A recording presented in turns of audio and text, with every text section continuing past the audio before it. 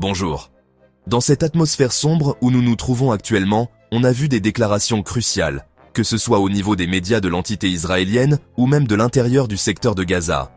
Commençons par l'intérieur de Gaza car il y a 3 tweets très importants du porte-parole du gouvernement de Gaza. Aujourd'hui, Benjamin Netanyahou demandait l'entrée de nourriture et de médicaments pour les personnes à l'intérieur de Gaza.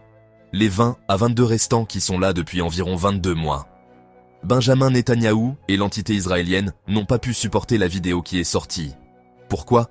Parce qu'ils ont une doctrine sociale entre eux, un pacte de ne jamais abandonner quelqu'un des leurs. Aujourd'hui, Benjamin Netanyahou, avec beaucoup de difficultés selon CNN américaine et la chaîne 12 israélienne, est sorti demander à la Croix-Rouge internationale d'intervenir immédiatement.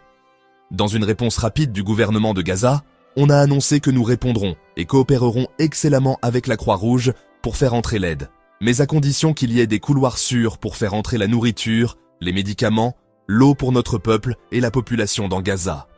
Comme disent certains médias israéliens, l'affaire s'est retournée contre toi.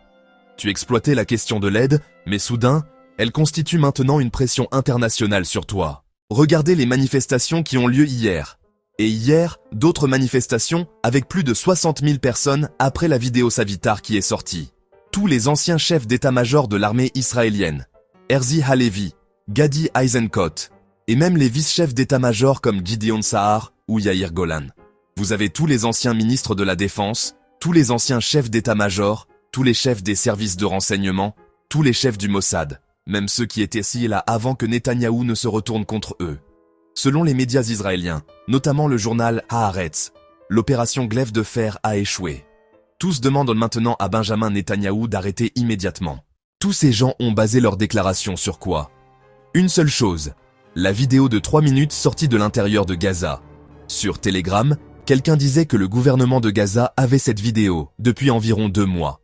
On peut ajouter Naftali Bennett, Yair Lapid, ainsi qu'un grand nombre d'anciens premiers ministres israéliens comme Olmert et Ehud Barak. Tous demandent maintenant à Netanyahou: arrête, l'opération est terminée. Sur le terrain militaire, tu ne peux plus rien faire. Tu as déjà détruit les bâtiments, bloqué l'aide, que feras-tu de plus? Tu as tout fait, il n'y a plus rien dans tes mains. Nous avons vu les manifestations en Australie. Aucun pays arabe ne peut mobiliser autant de manifestants, sauf le Yémen. Le Yémen aujourd'hui annonce 2 drones dans des zones à l'intérieur de l'entité israélienne. Netanyahou est politiquement très limité.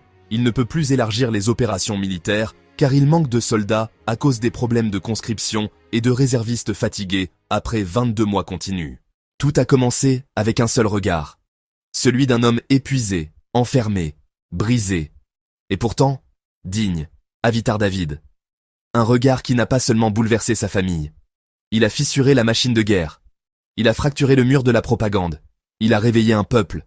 Et ce peuple regarde maintenant ses dirigeants dans les yeux et leur dit « La guerre est terminée. Abonne-toi, partage et laisse un commentaire. Cette histoire mérite d'être entendue. »